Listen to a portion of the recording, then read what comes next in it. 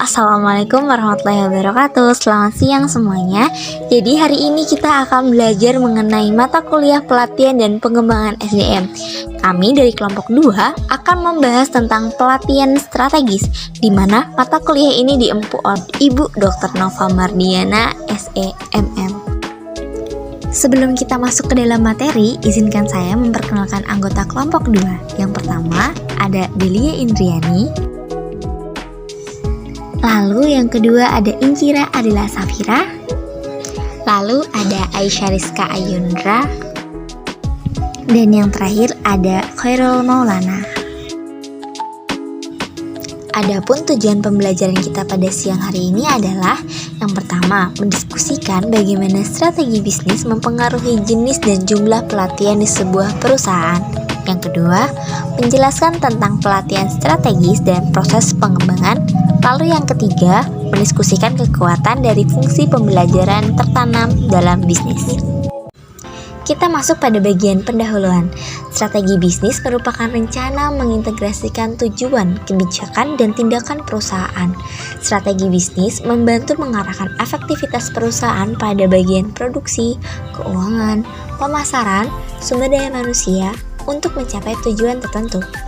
Strategi bisnis ini mempengaruhi bagaimana perusahaan menggunakan modal fisik, seperti pabrik, teknologi, peralatan. Lalu ada modal keuangan, seperti aset dan cadangan kas. Dan yang terakhir adalah modal manusia, atau yang kita sebut dengan karyawan. Selanjutnya kita masuk dalam pembahasan yang pertama, yaitu pembelajaran sebagai fokus strategis. Di sini, pembelajaran sebagai fokus strategis dibagi menjadi dua. Yang pertama yaitu organisasi pembelajaran. Organisasi pembelajaran adalah perusahaan yang memiliki kapasitas yang ditingkatkan untuk belajar, beradaptasi, dan berubah. Dalam hal organisasi, pembelajaran karyawan diharuskan mencari, berbagi, dan menerapkan pengetahuan juga keterampilan baru untuk meningkatkan baik pribadi mereka dan kinerja organisasi.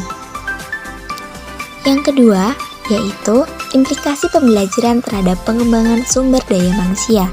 Dikarenakan perusahaan menyadari akan pentingnya nilai pelatihan dan pengembangan dan memandangnya sebagai bagian dari strategi pembelajaran yang lebih luas, sehingga diperlukan 7 kapabilitas utama, yaitu kapabilitas tersebut adalah yang pertama, penyelarasan tujuan pembelajaran dengan tujuan bisnis.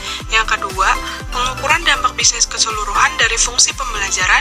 Yang ketiga, melakukan pembelajaran di luar perusahaan dengan menyertakan pelanggan, vendor, dan pemasok. Yang keempat, fokus pada pengembangan kompetensi untuk pekerjaan yang penting. Yang kelima, mengintegrasikan pembelajaran dengan fungsi sumber daya manusia lain seperti knowledge, management, performance support, dan talent management.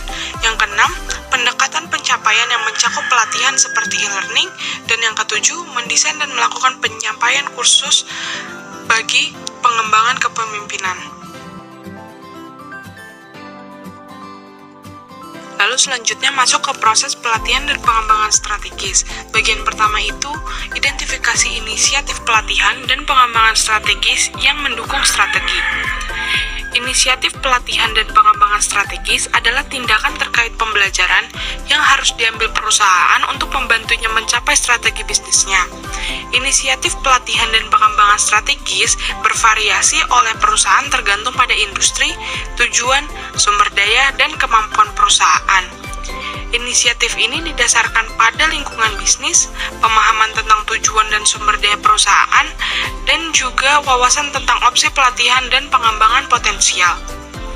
Inisiatif ini memberikan perusahaan peta jalan untuk memandu kegiatan pelatihan dan pengembangan khusus, yang juga untuk menunjukkan bagaimana fungsi pelatihan akan membantu perusahaan mencapai tujuannya, sehingga dapat menunjukkan bagaimana fungsi pelatihan akan menambah nilai suatu perusahaan tersebut.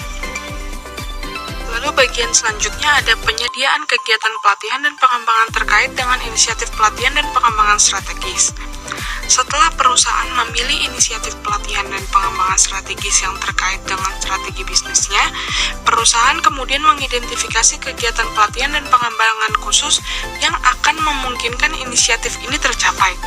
Kegiatan ini termasuk pengembangan inisiatif terkait penggunaan teknologi baru dalam pelatihan, meningkatkan akses ke program pelatihan untuk kelompok karyawan tertentu, mengurangi waktu pengembangan, dan juga mengembangkan penawaran kursus baru atau yang diperluas. Contohnya, untuk meningkatkan pengalaman pelanggan, maka dapat dikembangkan pelatihan bagi karyawan toko yang berfokus pada peningkatan perilaku agar menghasilkan pengalaman pelanggan yang positif. Selanjutnya, identifikasi dan kumpulkan metrik untuk menunjukkan keberhasilan pelatihan. Metrik harus terkait langsung dengan strategi dan tujuan bisnis. Misalnya, metrik dapat mengevaluasi layanan pelanggan, kepuasan atau keterlibatan karyawan, perputaran karyawan, jumlah cacat produk, waktu yang dihabiskan dalam pengembangan produk, jumlah paten, atau waktu yang dihabiskan untuk mengisi posisi manajemen. Di dalam matriks ini terdapat 4 perspektif dan contoh matriks yang digunakan untuk mengukurnya, yaitu yang pertama, ada pelanggan.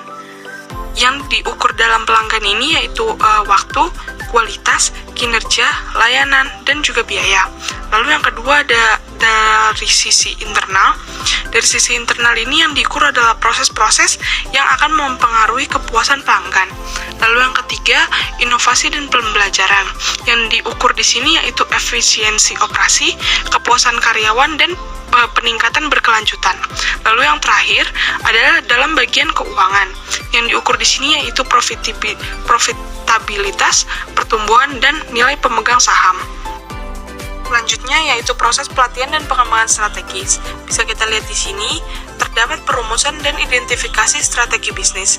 Terdapat 5 komponen utama di sini. Yang pertama itu mission atau misi. Misi ini merupakan pernyataan alasan keberadaan perusahaan yang mencakup informasi terkait pelanggan yang dilayani, mengapa perusahaan ini terbentuk, apa yang dilakukan perusahaan, nilai yang diterima pelanggan, teknologi yang digunakan, dan lain sebagainya. Lalu komponen yang kedua yaitu goals atau sasaran. Komponen ini dilakukan agar sasaran yang diharapkan dapat dicapai perusahaan dalam jangka menengah hingga panjang dan mencerminkan bagaimana misi akan dijalankan. Lalu yang ketiga, eksternal analisis atau analisis eksternal. Komponen ini melibatkan pemeriksaan lingkungan operasi untuk mengidentifikasikan peluang dan ancaman. Peluang ini termasuk pelanggan dan pasar global yang tidak dilayani, teknologi yang mungkin dapat membantu perusahaan, dan sumber potensial karyawan berbakat yang tidak terpakai atau kurang dimanfaatkan. Lalu komponen yang keempat ada internal analisis atau analisis internal. Komponen ini diupayakan agar mampu mengidentifikasi kekuatan dan kelemahan perusahaan yang biasanya difokuskan pada pemeriksaan kuantitas dan kualitas model keuangan, fisik, dan sumber daya manusia yang tersedia. Lalu yang kelima ada strategi choice atau pilihan strategis. Pilihan strategis ini merepresentasikan alternatif strategi terbaik yang mungkin dibandingkan berdasarkan kemampuannya dalam upaya untuk mencapai tujuan perusahaan tersebut. Selanjutnya yaitu karakteristik organisasi yang mempengaruhi pelatihan. Terdapat 9 karakteristik, yaitu yang pertama ukuran perusahaan, di mana pelatihan berbeda antara perusahaan kecil dan besar. Sebagian besar pelatihan di perusahaan kecil biasanya bersifat informal dan di tempat kerja. Sedangkan ketika perusahaan sudah mulai tumbuh dalam ukuran yang lebih besar, ada kebutuhan yang lebih besar untuk memberikan pelatihan dan pengembangan yang lebih formal untuk mempersiapkan karyawan saat ini untuk peluang promosi internal dan mempertahankannya. Yang kedua yaitu terdapat peran karyawan dan manajer. Peran karyawan dan manajer dalam suatu perusahaan dapat mempengaruhi fokus pelatihan, pengembangan, dan kegiatan pembelajaran.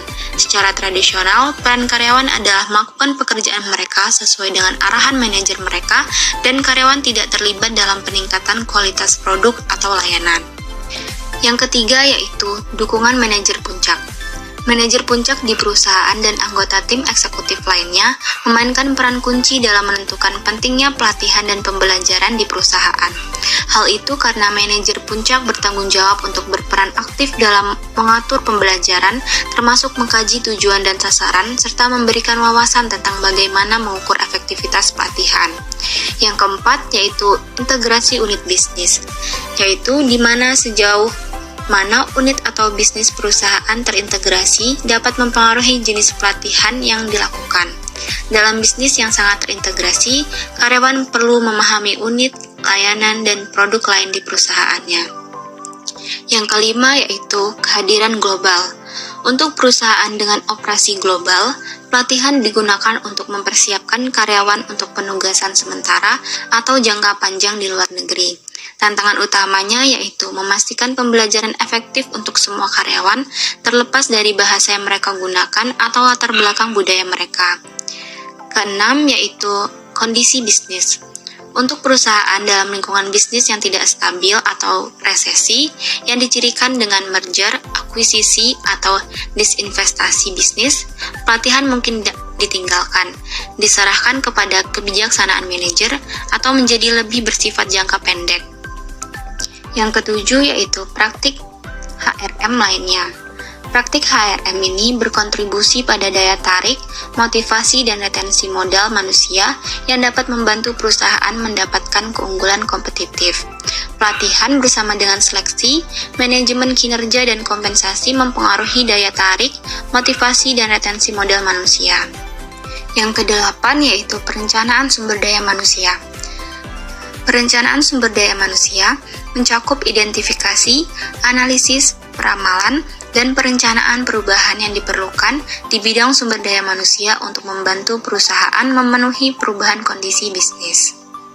Dan yang terakhir yaitu keterlibatan staf dalam pelatihan dan pengembangan. Jika manajer tidak terlibat dalam proses pelatihan, misalnya dalam menentukan kebutuhan pelatihan mungkin tidak terkait dengan kebutuhan bisnis. Manajer juga mungkin tidak berkomitmen untuk memastikan bahwa pelatihan itu efektif, misalnya memberikan umpan balik kepada peserta tentang pekerjaan. Akibatnya, dampak potensial pelatihan dalam membantu perusahaan mencapai tujuannya mungkin terbatas karena manajer mungkin merasa bahwa pelatihan adalah hal yang dipaksakan oleh departemen pelatihan daripada sarana untuk membantu mereka mencapai tujuan bisnis. Kebutuhan pelatihan dalam strategi yang berbeda. Strategi yang pertama yaitu strategi konsentrasi, di mana berfokus pada peningkatan pangsa pasar, pengurangan biaya, atau menciptakan dan mempertahankan ceruk pasar untuk produk dan layanan. Yang kedua, strategi pertumbuhan internal, berfokus pada pasar baru dan pengembangan produk, inovasi, dan usaha patungan. Yang ketiga, strategi pertumbuhan eksternal, yang menekankan mengakuisisi vendor dan pemasok atau pembeli bisnis yang akan memungkinkan perusahaan untuk memperluas ke pasar baru. Dan yang terakhir, strategi disinvestasi, yaitu menekankan likuidasi dan disinvestasi bisnis. Selanjutnya, model pengorganisasian Departemen Pelatihan dengan pelatihan terpusat. Pelatihan terpusat berarti bahwa program pelatihan dan pengembangan sumber daya dan profesional terutama ditempatkan di suatu lokasi dan bahwa keputusan tentang investasi pelatihan, program, dan metode pengiriman dibuat dari departemen tersebut. Keuntungan dari fungsi pelatihan terpusat meliputi membantu mendorong keselarasan yang lebih kuat dengan strategi bisnis yang memungkinkan pengembangan seperangkat metrik atau kartu skor umum untuk mengukur dan melaporkan tingkat kualitas dan pengiriman yang dapat membantu merampingkan proses, dan hal ini dapat memberi perusahaan keuntungan biaya dalam membeli pelatihan dari vendor dan konsultan karena jumlah peserta pelatihan yang akan dilibatkan. Selanjutnya yaitu Corporate University atau Universitas Pelatihan Perusahaan, yaitu untuk mendapatkan keuntungan dari pelatihan terpusat, banyak perusahaan menggunakan universitas korporat termasuk karyawan, manajer, dan pemangku kepentingan di luar perusahaan termasuk perguruan tinggi, universitas, dan sekolah menengah. Universitas korporat dapat membantu menjadikan pembelajaran lebih strategis dengan memberikan misi dan visi yang jelas untuk pembelajaran dan memastikan bahwa itu selaras dengan kebutuhan bisnis. Baiklah, selanjutnya masuk kepada fungsi pembelajaran tertanam bisnis. Fungsi pembelajaran yang tertanam bisnis yang tadi dengan 5 kompetensi. Kompetensi yang pertama yang namanya arah strategis, di mana menyebarkan secara luas misi yang diartikulasikan dengan jelas dan mengakui bahwa basis pelanggannya tersegmentasi dan memberikan solusi yang disesuaikan dengan kebutuhan kliennya. Yang kedua yang desain produk, di mana desain produk ini menggunakan perbandingan dan desain inovatif lainnya serta menerapkan strategi untuk mengembangkan produk dengan cepat yang melibatkan pemasok secara strategis. Yang ketiga yakni fleksibilitas struktural, di mana mempekerjakan profesional yang berfungsi sebagai instruktur produk dari kelas manajer dan kelas konsultan internal. Yang selanjutnya pengiriman barang. Pengiriman barang ini seperti menawarkan menu pilihan pembelajaran dan memberikan pelatihan di tempat kerja. Yang terakhir yakni akuntabilitas untuk hasil, di mana percaya bahwa setiap karyawan harus bertanggung jawab atas pertumbuhan pribadi mereka, memberikan tindak lanjut pada pekerjaan untuk memastikan bahwa pembelajaran terjadi dan menganggap manajer sebagai pemain kunci. Selanjutnya pembelajaran, pelatihan, dan pengembangan dari perspektif model perubahan.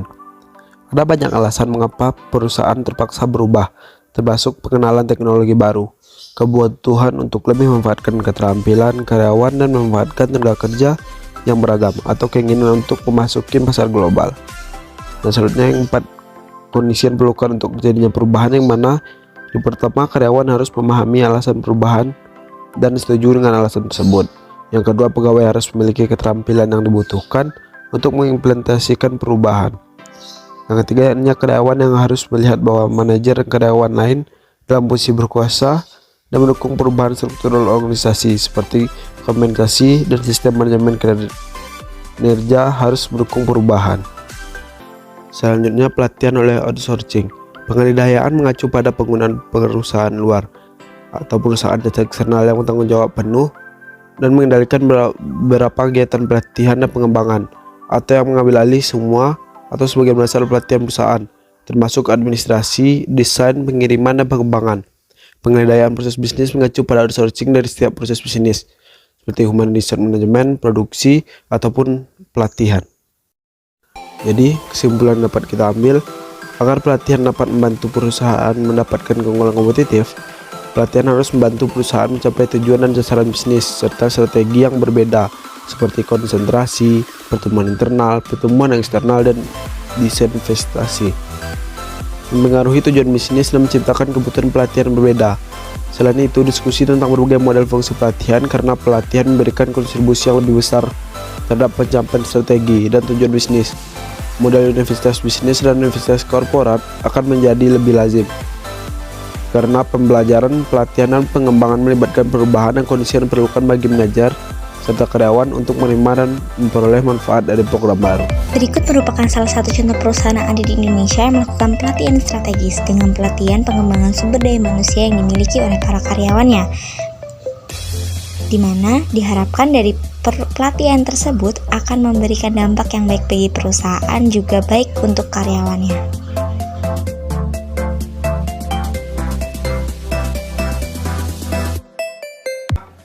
Teman-teman sekalian, dalam diri kita punya potensi besar, gitu ya. Kita punya sesuatu yang kemudian bisa membuat kita menjadi excellent di setiap aktivitas yang kita lakukan.